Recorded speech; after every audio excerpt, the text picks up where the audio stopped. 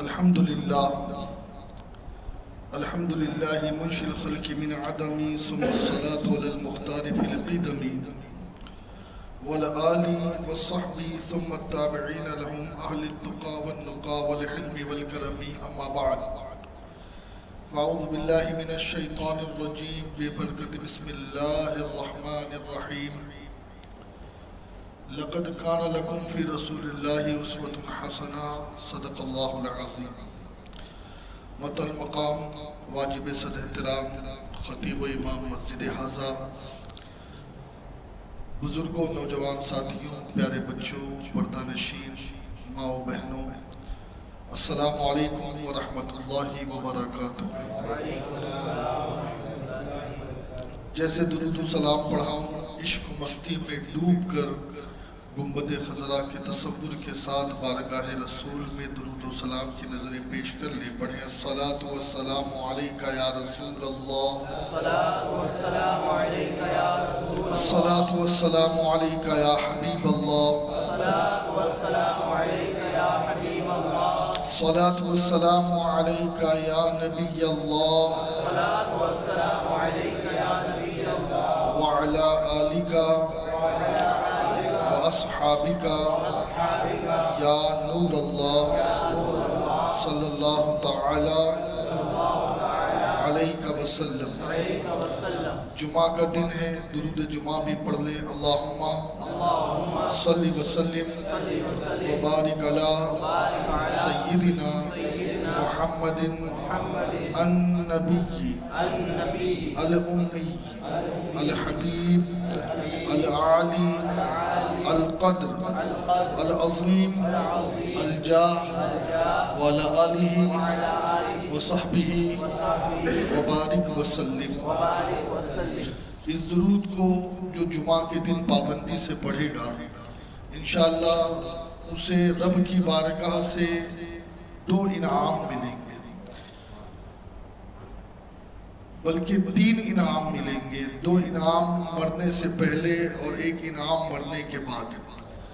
مرنے سے پہلے انعام یہ ملے گا کہ مرتے وقت اس کا خاتمہ ایمان پر ہوگا، اور موت کے وقت وہ حضور اکرم صلی اللہ علیہ وسلم کی زیارت کرے گا۔ اور مرنے کے بعد جو انعام ملے گا وہ یہ کہ قبر میں اترتے وقت وہ دیکھے گا کہ اللہ کے نبی صلی اللہ علیہ وسلم اپنے کرم اور رحمت والے ہاتھوں سے اسے قبر میں اتار رہے ہیں۔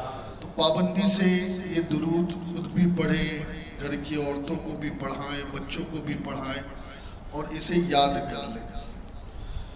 تھوڑا سا وقت میں آپ لوگوں کو دے رہا ہوں، 3 مرتبہ سورہ قدر انا انزلناہ فی لیلۃ القدر کی تلاوت کر لیں۔ بسم اللہ الرحمن الرحیم۔ انا انزلناہ فی لیلۃ القدر وما ادراک ما لیلۃ القدر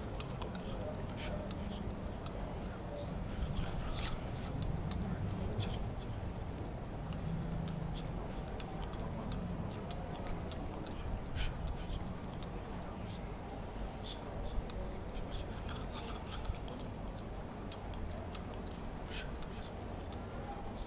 شہر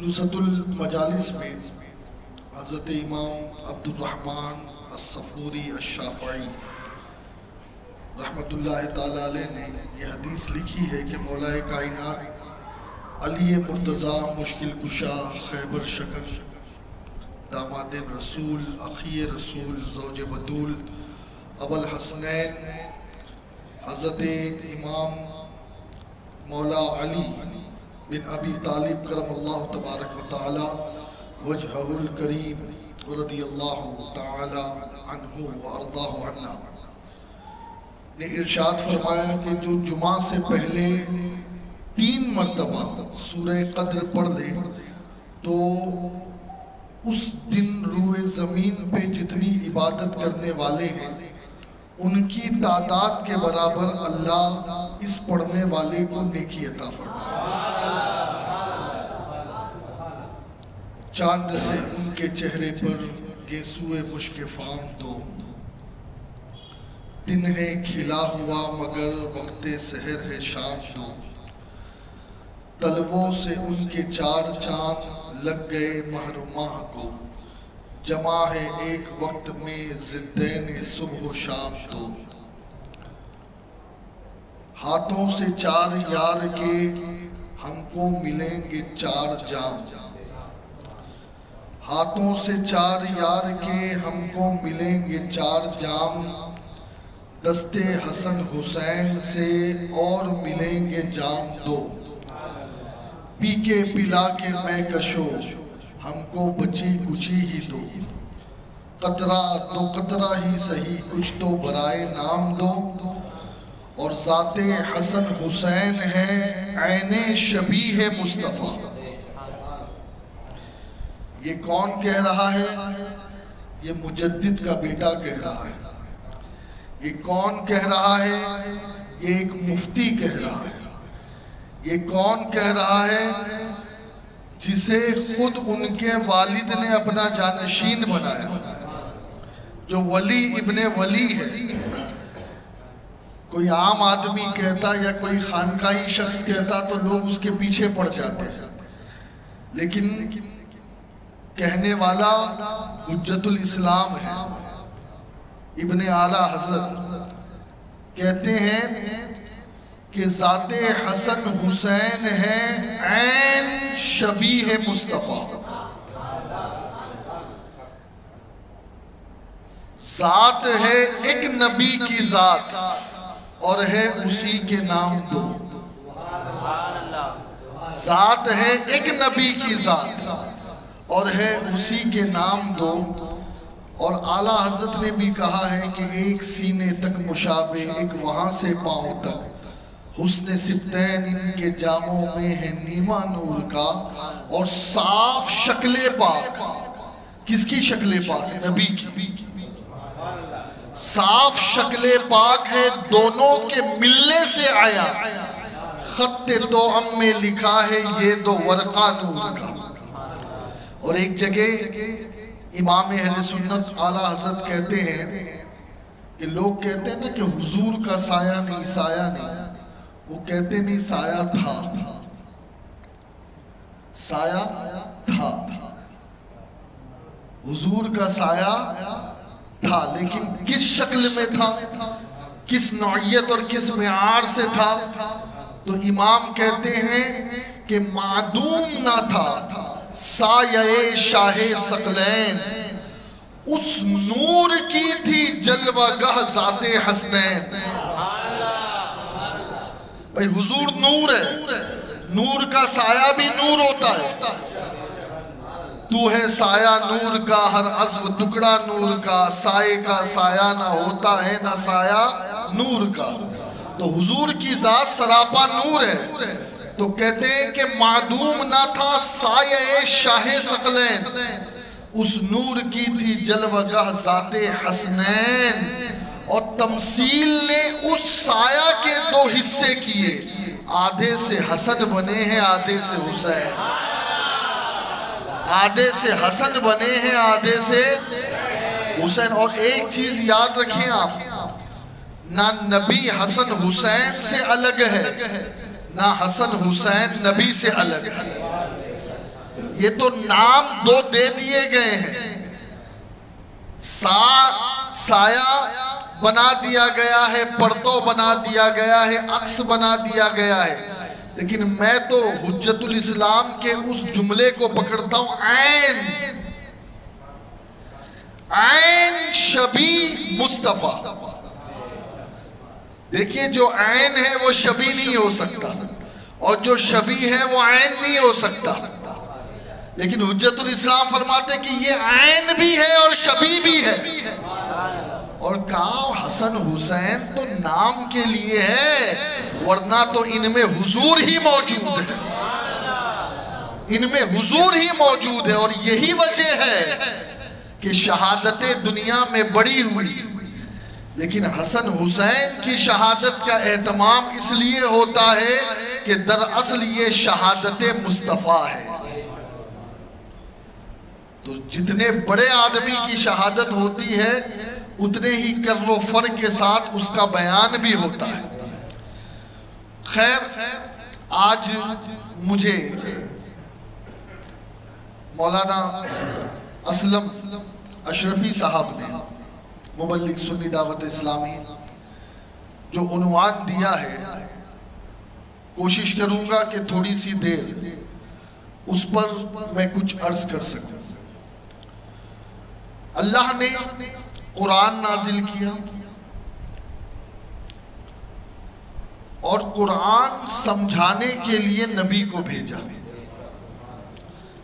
نبی نے دو طریقے سے قرآن سمجھایا، ایک تو اپنی احادیث کے ذریعے سے، اپنے جملوں کے ذریعے سے، اپنی تقریر کے ذریعے سے، اپنی تبلیغ کے ذریعے سے، اور نمبر دو نبی نے جہاد کے ذریعے سے، نماز کے ذریعے سے، سنتوں کے ذریعے سے،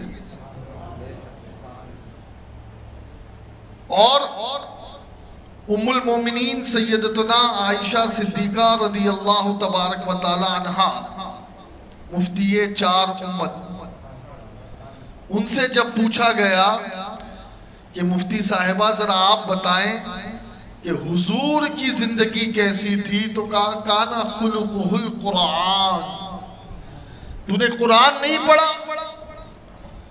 کہا قرآن پریکٹیکل ہے، قرآن تھیوری ہے، اور اس کا پریکٹیکل اگر دیکھنا ہے تو محمد رسول اللہ کی زندگی تھی۔ اور ایک روایت میں یہ ملتا ہے کہ کیا تو نے سورہ مومنون کی شروع کی 10 آیتیں نہیں پڑھی؟ ہماری ماں نے کہا جو سورہ مومنون کی شروع کی 10 آیتیں ہیں وہی میرے نبی کی زندگی ہے۔ اب پتہ یہ چلا کہ قرآن پاک جس کو سمجھ میں نہ آئے وہ رسول پاک کو دیکھ لے۔ ایک مثال دے رہا ہوں میں، ہمارے گھر پر کوئی مشین آتی ہے تو اس کے ساتھ ایک کیٹلاگ آتا ہے، لیکن کبھی کبھی وہ کیٹلاگ گھر والوں کو سمجھ میں نہیں آتا، پھر وہ کمپنی والوں کو فون کرتے ہیں، ارے بھائی ہم اتنے پڑھے لکھے نہیں ہیں کہ یہ کیٹلاگ پڑھ کر کے اس مشین کو آپریٹ کر سکے۔ پھر وہ کیا کرتے ہیں، ایک انجینئر کو بھیجتے ہیں، وہ آتا ہے، پلگ لگاتا ہے، بتاتا ہے اتنی دیر میں یہ بٹن دباؤ، اتنی دیر میں یہ، اس کا یہ فنکشن، اس کا یہ فنکشن۔ اب کیا ہوتا ہے، اب اگر وہ کتاب ایک مرتبہ گم بھی جائے نا تو اتنا پریکٹیکل سکھا جاتا ہے وہ کہ آدمی چل پڑتا ہے اس راہ پر۔ گھر کی عورتیں اس مشین کو آپریٹ کرنا شروع کر دیتی ہے، بلا تمثیل، بلا تمثیل۔ قرآن پاک ہدایت کی کتاب ہے، لیکن یہ ہر کسی کے بس کی بات نہیں ہے کہ قرآن کو سمجھے۔ وہ تو مولا علی تھے، وہ تو مولا علی تھے جو یہ کہتے تھے کہ میں ہر سوال کا جواب قرآن سے دوں گا، جس کو جو پوچھنا ہے۔ یہ ہر کوئی نہیں کہہ سکتا، یہ ہر کوئی نہیں کہہ سکتا۔ یہ تو ابن عباس تھے جو کہتے تھے کہ اگر میری اونٹ کی نکیل بھی گم ہو جائے تو میں قرآن سے تلاش کر لیتا ہوں۔ لیکن ہم جیسے کم پڑھے لکھے لوگ کہاں قرآن سے تلاش کر سکے؟ تو اب ہم جیسے لوگوں کے لیے ایک نمونہ، ایک آئیڈیل، ایک رول ماڈل کے طور پر حضور کی ذات، الف سے لے کے والناس کی سین تک کوئی پڑھ لے، اور میرے نبی کی پیدائش سے لے کے میرے نبی کے وصال تک کوئی پڑھ لے، دونوں برابر ہیں، دونوں برابر ہیں۔ اور صحابہ میں سے کئی ایسے صحابہ تھے، بلکہ شرف صحابیت اسی کو کہتے ہیں کہ ایمان کے ساتھ نبی کی صحبت ملے۔ تو صحابہ کا مرتبہ اتنا اعلیٰ کیوں ہوا؟ اس لیے کہ انہوں نے اس کتاب لانے والے کو صرف کتاب نہیں پڑھی بلکہ اس کی زندگی بھی دیکھ لی، اپنی آنکھوں سے اس کی زندگی بھی دیکھ لی۔ اور دوستو دیکھیے، کرنے والی چیز اور کہنے والی چیز دونوں میں فرق ہوتا ہے۔ کبھی کبھی کہا جاتا ہے آدمی سمجھ نہیں پاتا، لیکن جب کیا جاتا ہے تو آدمی فوراً سمجھ جاتا ہے۔ ہوا کیا؟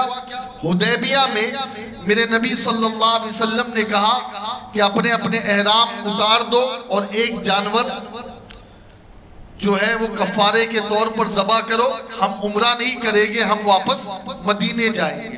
جب ایگریمنٹ ہو گیا،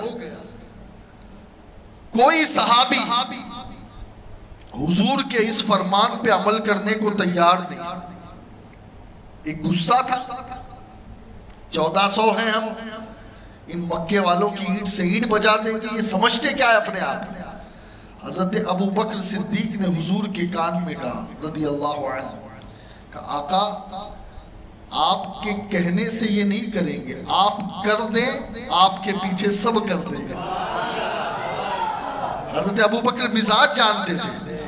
یہی ہوا، نبی کہہ رہے ہیں تو کوئی احرام اتارنے کو تیار نہیں، نبی کہہ رہے ہیں تو کوئی جانور قربان، نبی نے سب سے پہلے خود احرام اتارا، جانور قربان کیا، حضور کی اتباع میں تمام صحابہ نے کیا۔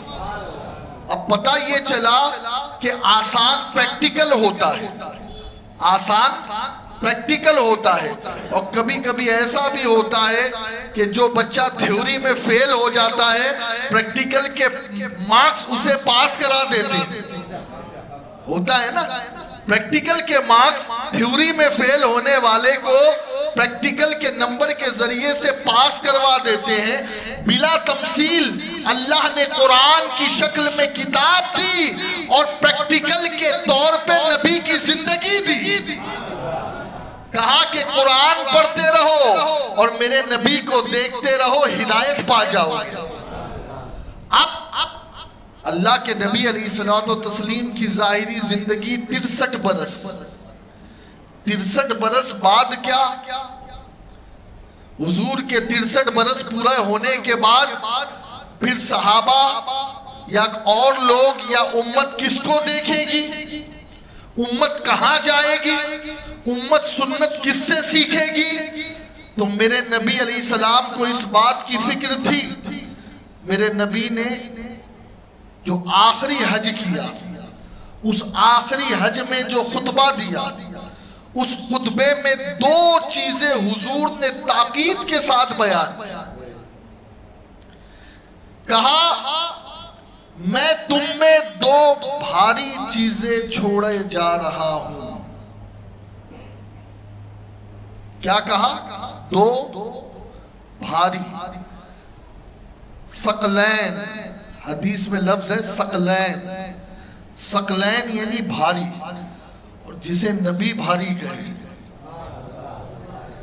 ہے کوئی دنیا میں اس سے بھاری؟ جسے نبی بھاری کہے۔ نبی نے کیا کہا؟ میں تم میں 2 چیزیں چھوڑے جا رہا ہوں، جب تک کہ اسے تھامے رکھو گے گمراہ نہیں ہوگے، ہدایت سے نہیں بھٹکو گے، جنت کی راہ پر رہو گے، مستقیم کی راہ پر رہو گے۔ کیا فرمایا؟ کہا نمبر 1 کتاب اللہ، اللہ کا قرآن،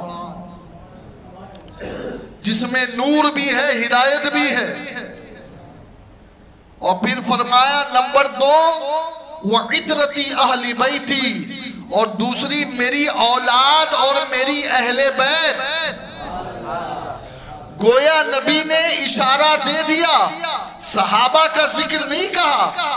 وہ اور حدیث ہے، حضور نے فرمایا علیکم بسنتی و سنت خلفائے راشدین، اور جگہوں پہ کہا ہے۔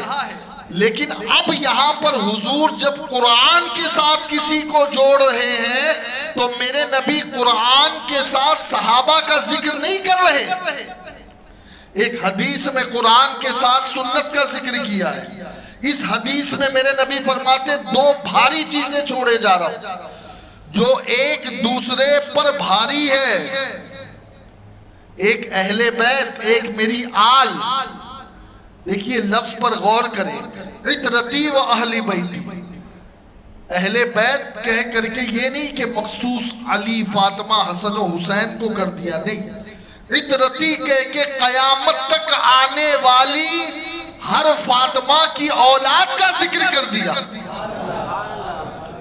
اور بتا دیا کہ میں تمہیں یتیم نہیں چھوڑ رہا ہوں، میں تمہیں بے سہارا نہیں چھوڑ رہا ہوں، میں تمہیں تنہا نہیں چھوڑ رہا ہوں، میرے بعد قرآن بھی تمہارے ساتھ رہے گا قیامت تک، اور میرے بعد میری اہل بیت بھی تمہارے ساتھ رہے گی قیامت تک۔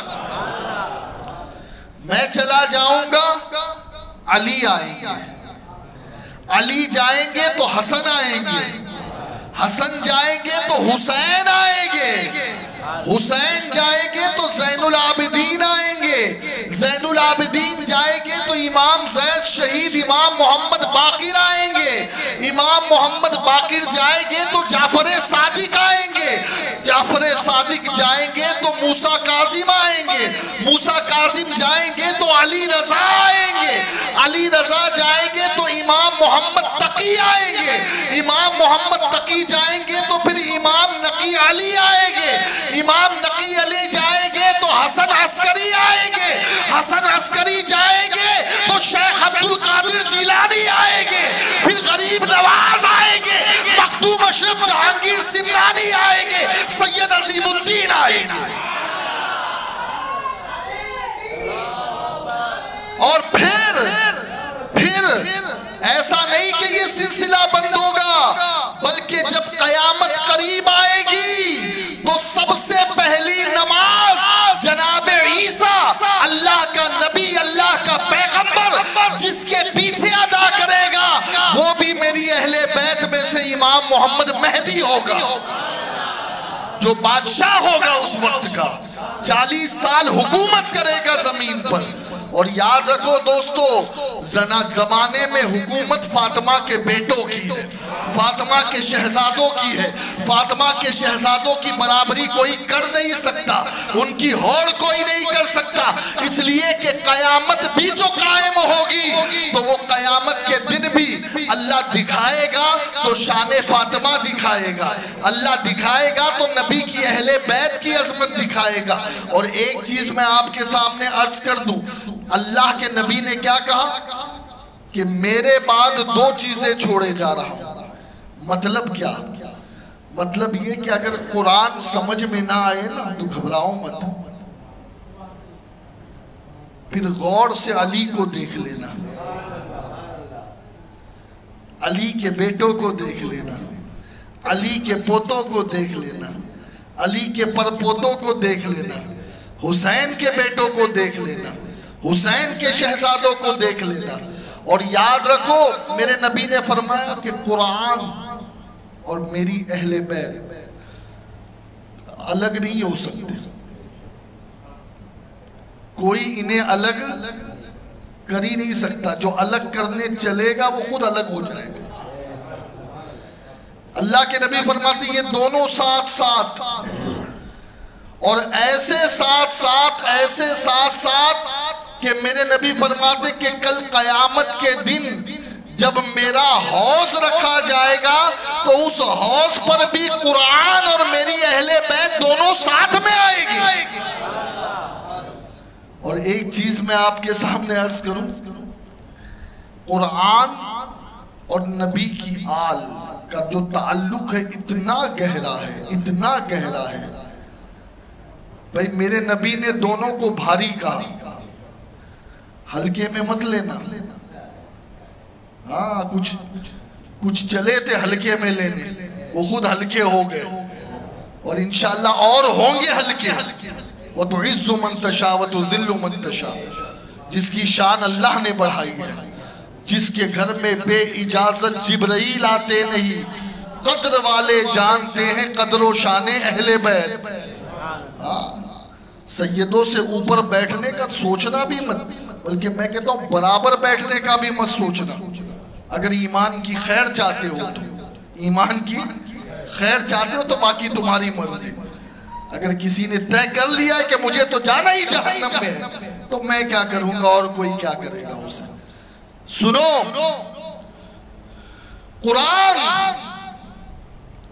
بڑے حافظ قاری اس دنیا میں آئے چلے گئے موجود ہے، لیکن سنو قرآن جس نے پڑھا، جس نے قرآن کی تلاوت کی، جلسوں میں کی، منبر پر کی، محراب میں کی، تراویح میں کی، نمازوں میں کی، مجلسوں میں کی، اجتماعات میں کی، وعظ کی محفلوں میں کی، اور جس نے بھی تلاوت کی اس نے اس وقت تلاوت کی کہ جب سانسیں چل رہی تھی، جسم سے سر جڑا ہوا تھا، تنہا پوری کائنات میں ایک شخص ایسا گزرا ہے جس نے قرآن کی تلاوت اس وقت کی جب سر تن سے الگ ہو گیا تھا، سر نیزے پہ تھا، پھر بھی قرآن پڑھ رہا تھا۔ کوئی ایسا قاری بتاؤ دنیا میں، یہ صرف اہل بیت کے گھرانے میں ملے گا، صرف اہل۔ اور سنو، ارے یہ سادات تو وہ ہے کہ جیسے میرے نبی کو دیکھ کر کے دشمن بھی کلمہ پڑھ کر مسلمان ہو جاتے تھے، ارے میرے حسین کے کٹے ہوئے سر کو دیکھ کر پادریوں نے کلمہ پڑھ کر کے ایمان قبول کیا، پادریوں نے ایمان قبول کیا ہے، یاد رکھو۔ تو دوستو، بس اپنی گفتگو کو میں ختم کر رہا ہوں، یاد رکھیں اہل بیت یہ ہمارے لیے رول ماڈل ہے۔ اہل بیت کا مطلب آپ ہرگز یہ نہ سمجھے کہ کوئی سید آئے تو نظر پیش کر دو، کچھ گفٹ دے دو، پیر چوم لو، ہار پہنا دو، دکان پہ لے جا کر کے دعا کروا دو۔ اہل بیت کی فرسٹ پرائیورٹی اور اصل ڈیوٹی کیا ہے؟ لوگوں کو اللہ کا خوف دلانا اور لوگوں کو اپنے نانا جان کی سنتوں پہ چلانا۔ اور اہل بیت کی محبت کس چیز میں ہے؟ ان کو سر پر بٹھا کر تعزیے کی طرح گھمانا یہ محبت نہیں ہے۔ اصل محبت یہ ہے کہ ان کے نانا جان نے جو فرامین دیے ہیں اس پر سختی سے عمل کرنا۔ اور اہل بیت ہمارے لیے ہی نہیں، قیامت تک کے آنے والوں کے لیے ایک آئیڈیل ہے، نمونہ حیات، نمونہ زندگی۔ بھائی جیسے نبی کو دیکھا تو قرآن سمجھ میں آ گیا، ایسے ہی سادات کو دیکھا تو قرآن سمجھ میں آ گیا۔ صرف سیدوں کو نبی کا خون نہیں ملتا، توجہ، صرف نبی کا خون نہیں ملتا بلکہ سیدوں کو نبی کا اخلاق بھی ملتا ہے۔ یہ یاد رکھیں کہ صرف خون نہیں ہوتا سیدوں کے پاس، بلکہ ایک چیز عرض کر دوں، سیدوں کے پاس باطنی علوم بھی ہوتے ہیں۔ کبھی کبھی کچھ لوگ پوچھتے ہیں یہ سید صاحب کون سے مدرسے سے فارغ ہیں؟ ابھی یہ خون رسول ہے، ان کا مکتب فاطمہ کی آغوش ہے، ان کا خون، انہوں نے جو خون میں ان کو ملا ہے وہ کربلا والوں کا خون ملا ہے۔ تم کیا سمجھتے ہو سیدوں کو؟ دو علم ہوتے ہیں، یاد رکھیں، میں آپ کے سامنے عرض کر رہا ہوں۔ ابھی ایک مولوی صاحب کی ایک فیس بک پہ کمنٹ پڑھ رہا تھا کہ لوگ کتنی ذہنی غلامی میں آ گئے ہیں کہ مدرسے میں 15 سال پڑھنے کے بعد بھی ایسی خانقاہ میں جا کر کے بیعت کرتے ہیں کہ جو خود عالم نہیں ہوتے۔ لا حول ولا قوت الا باللہ۔ کس نے کہہ دیا؟ ابے سید پیدائشی نور بھی ہوتا ہے، سید پیدائشی ولی بھی ہوتا ہے، اور سید پیدائشی عالم بھی ہوتا ہے، اور صرف عالم نہیں ہوتا بلکہ عامل قرآن بھی ہوتا ہے۔ سبا سنابل شریف میں میر عبد الواحد بلگرابی رحمت اللہ علیہ نے لکھا ہے، کیا لکھا ہے معلوم؟ کہ عام آدمی گناہ کرے تو ایک گناہ لکھا جاتا ہے، لیکن سید سے اگر اول تو سید سے گناہ ہو ہی نہیں سکتا، ہم معصوم نہیں مانتے لیکن محفوظ مانتے ہیں. تیری نسل پاک میں ہے بچہ بچہ نور کا. فرشتے بھی نور، وہ معصوم، لیکن یہ جو بچے ہیں ہم انہیں محفوظ مانتے ہیں. تیری نسل پاک میں ہے بچہ بچہ نور، تو ہے عین نور، تیرا سب گھرانہ نور کا. تو یہ نورانی گھرانہ ہے، ہم انہیں محفوظ مانتے ہیں، معصوم نہیں. تو اول تو سید سے گناہ ہو نہیں سکتا. سید نمازوں کو قضا نہیں کرتے، سید جھوٹ نہیں بولتے، سید کبھی شراب نہیں پیتے، سید کبھی جوا نہیں کھیلتے، سید کبھی کسی کو گالی نہیں دیتے، سید کبھی کسی کا دل نہیں توڑتے، سید خود بھوکے رہ جاتے ہیں، دنیا کو کھلاتے. سیدوں کی شان بڑی اعلیٰ ہے، اس گھرانے کی شان بڑی اعلیٰ ہے. لیکن دوستو ایک بات انہوں نے جو لکھی ہے وہ میں کہہ رہا ہوں. وہ کہتے ہیں کہ اگر کبھی خدا نہ خواستہ کسی سید کا پیر پھسل گیا، کوئی غلطی ہو گئی، تو کہا اب اسے ایک نہیں بلکہ 2 گناہ لکھا جائے گا. پوچھا کہ ایسا کیوں؟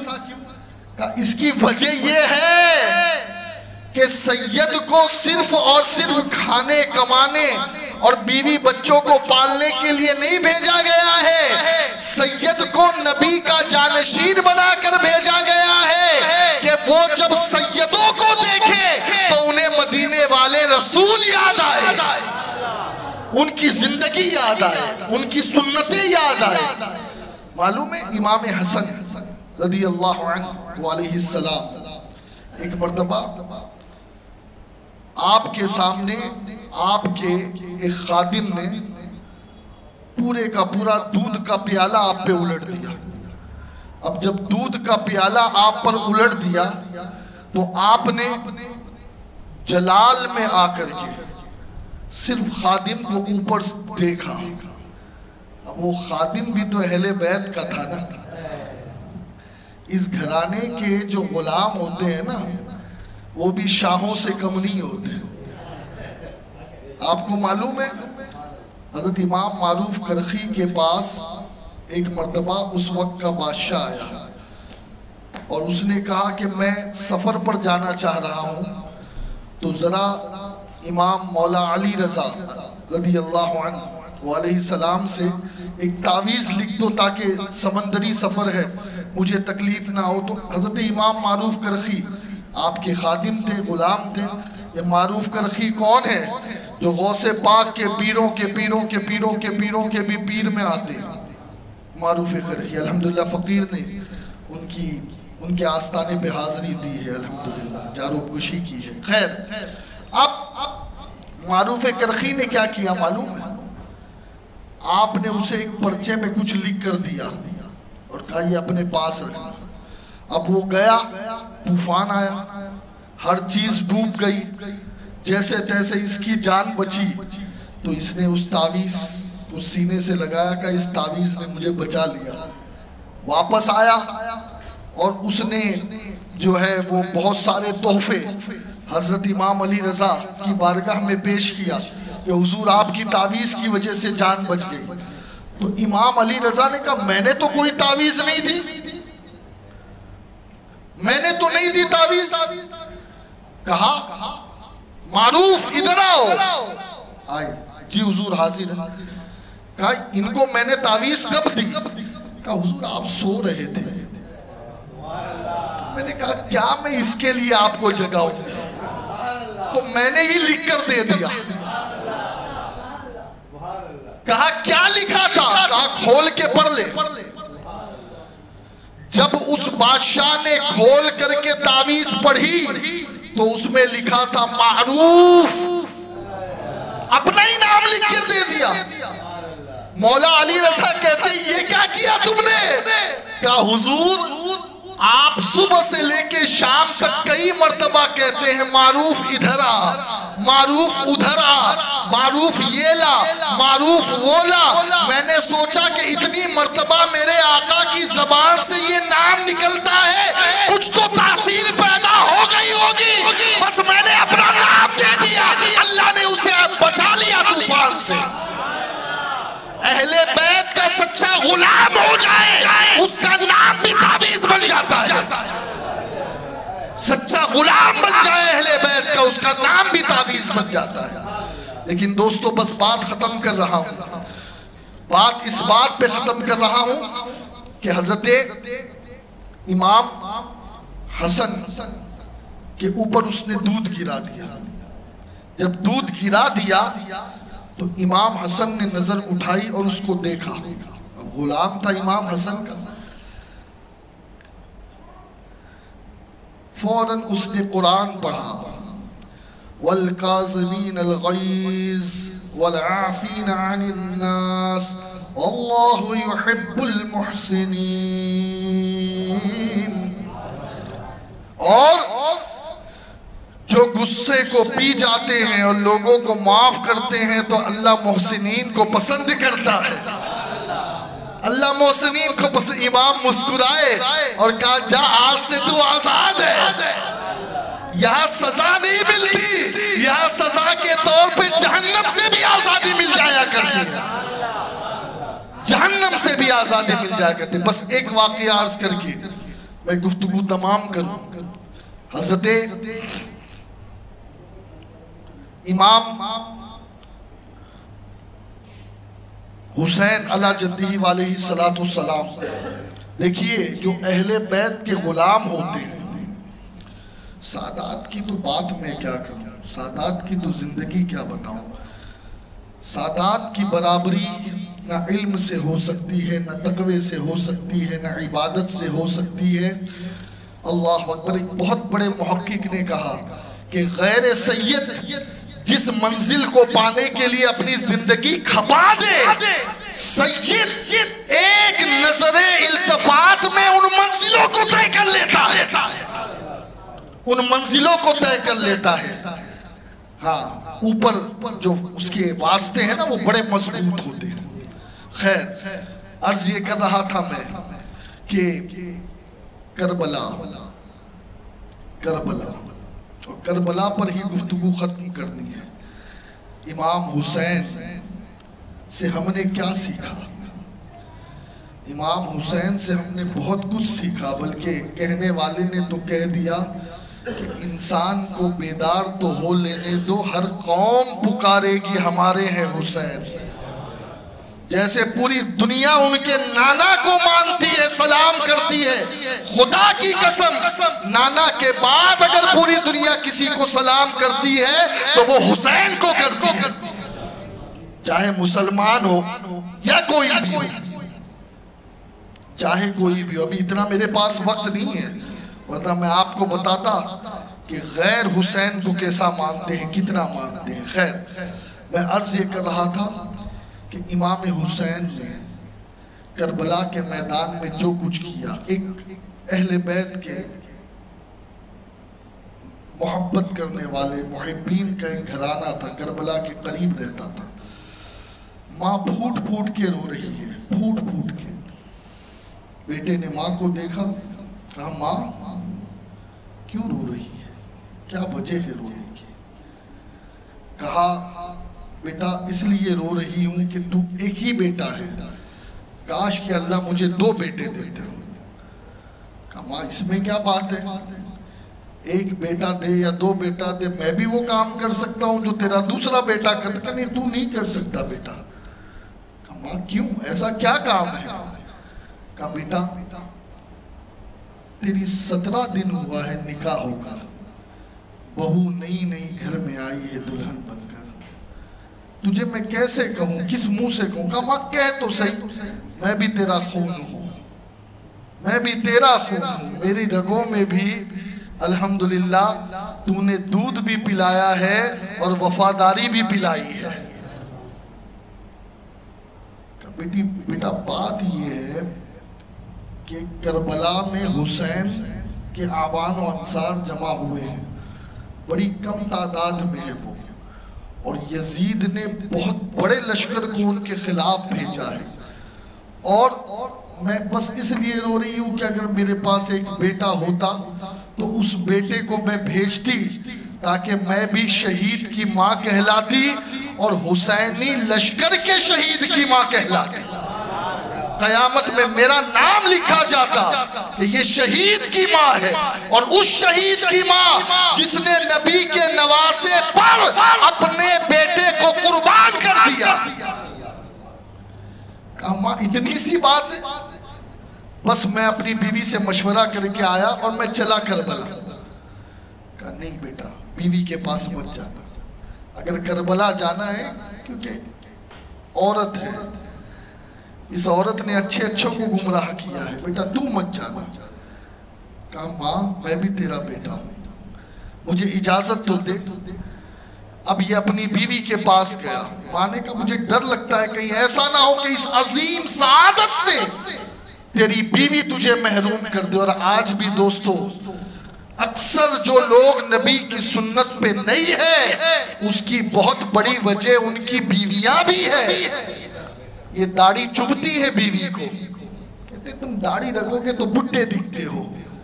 ارے نادان، اس چند دن کی خوبصورتی کے لیے تو اس ہمیشہ کی جوانی کو بھول رہی ہے جو اللہ اس زندگی کے بدلے تجھے جنت میں دے گا، تو اسے بھلا رہی ہے۔ کچھ عورتیں تو معاذ اللہ اپنے شوہروں کو کہتی ہیں کہ تم حلال سے کماؤ یا حرام سے کماؤ، مجھے تم چاہیے عیش والی زندگی۔ استغفر اللہ، عورتوں نے بہت گمراہ کر رکھا ہے، بہت گمراہ کر رکھا ہے۔ اور ہمارے ابا بھی جنت سے آئے تھے نا، وہ بھی آپ کو یاد ہوگا۔ خیر، اب ماں نے کہا بیٹا مت جا بیوی کے پاس، ان بیویوں کا معاملہ الگ ہوتا ہے۔ کہ میں بھی تیرا بیٹا ہوں ماں، مجھے اجازت تو دے۔ گیا، کہا میں حسین پر قربان ہونے جا رہا ہوں، جو بھی تیرا حق ہے تو مجھ پر معاف کر دے، یہ تیرا مہر ہے، یہ میں نے پورا ادا کر دیا، اب مجھے اجازت دے۔ بیوی کہتی ہے ایسے ہی اجازت نہیں دوں گی، کیا نکاح کر کے اس لیے لائے تھے؟ کہا میری یہ شرط ہے، دو شرط ہے۔ کہا کیا؟ کہا پہلی شرط یہ ہے کہ کربلا میں مجھے بھی لے جاؤ گے، اور دوسری شرط یہ ہے کہ جب قیامت کے دن تم شہیدوں کی فہرست میں اٹھو گے اور تمہیں نانا جان کے ہاتھوں سے، حسین کے نانا جان کے ہاتھوں سے جام کوثر ملے گا، شفاعت ملے گی، جنت ملے گی، تو اکیلے نہیں جاؤ گے، مجھے بھی ساتھ لے کر کے جاؤ گے، مجھے بھی ساتھ لے کر کے جاؤ گے۔ اللہ اکبر، وہ خوش ہو گیا، ماں کے پاس آیا۔ ماں نے کہا اگر وہ جانے کو تیار ہے تو میں کیوں رہوں؟ تو شہید ہو جائے گا تو میں زندگی بھر اہل بیت کی عورتوں کی غلامی کروں گی۔ اور پھر زمانے نے دیکھا کہ وہ 17 دن کا دولہا، آج 17 دن کا دولہا تو فجر میں مسجد میں نہیں آتا، ہاں نیند نہیں چھوٹتی، اتنی بیوی پیاری ہوتی ہے کہ جناب بیوی بیوی بیوی بیوی وہ ماں باپ کی شکل تک نہیں دیکھتا۔ 17 دن کا دولہا گھومتا ہے، بس گھومتا ہے، یہاں جا رہا ہے وہاں جا رہا ہے، 6 مہینے تک ہنی مون ختم نہیں ہوتا۔ استغفر اللہ، یہ آج کے نوجوانوں کا حال ہے۔ لیکن دیکھیں وہ کیسے تھے جن کے دل میں اہل بیت کی سچی محبت تھی، بیوی کو چھوڑ دیا، ماں کو چھوڑ دیا، اور کربلا میں پہنچ کر اپنی جان قربان کر دی۔ یاد رکھو نوجوانوں، اہل بیت کی سچی محبت اسی وقت ہوگی کہ جب ہم اپنی خواہشات کو قربان کریں، بیوی کی رضا کو قربان کریں، اپنے نفس کو قربان کریں، اور بتا دے کہ ہم وہ نہیں ہیں جو کھچڑا کھا کر حسینی بنتے ہیں، ہم وہ نہیں ہیں جو حلیم کھا کے حسینی بنتے ہیں، ہم وہ نہیں ہیں جو صرف شربت پی کر کے یا تعزیہ گھما کر حسینی بنتے ہیں، ہم وہ حسینی ہیں جو حسین کے لیے داڑھی بھی رکھ سکتے ہیں، نماز بھی پڑھ سکتے ہیں، حلال بھی کھا سکتے ہیں، شراب بھی چھوڑ سکتے ہیں، نشہ بھی چھوڑ سکتے ہیں، حرام بھی چھوڑ سکتے ہیں، اور وقت آنے پر اپنی جان بھی قربان کر سکتے ہیں۔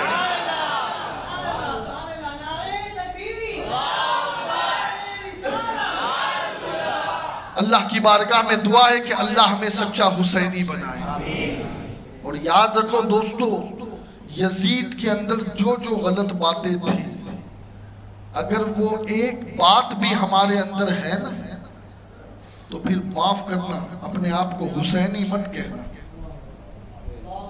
اپنے آپ کو حسینی مت کہنا، اس لیے کہ حسینی اتنا ایزی ٹائٹل نہیں ہے جو ہم نے سمجھ لیا ہے کہ کھچڑا کھا لو، نیاز بانٹ لو، 10 دن مجلس سجا لو، حسینی بن جاؤ۔ ہر یزیدی کیریکٹر کو ٹھکرانا پڑے گا، ہر اس گناہ سے توبہ کرنا پڑے گا کہ جو یزید کے اندر تھا، اس کے بعد اپنے آپ کو حسینی کو، ورنہ قسم خدا کی میرے حسین تمہیں دھتکار دیں گے۔ تو یزید کا کیریکٹر لے کر میرے پاس آیا ہے اور کہہ رہا میرا غلام ہے۔ اگر تم میرا غلام ہوتا تو تیری زندگی میں میری سنتیں ہوتی، میرا طریقہ ہوتا، یزید کا طریقہ نہیں ہوتا۔ تو اللہ سے دعا کرے کہ اللہ ہمیں حسینی بنائے اور حسینیت پر قائم رکھے۔ وما علینا الا البلاغ المبین۔ السلام علیکم ورحمۃ اللہ وبرکاتہ۔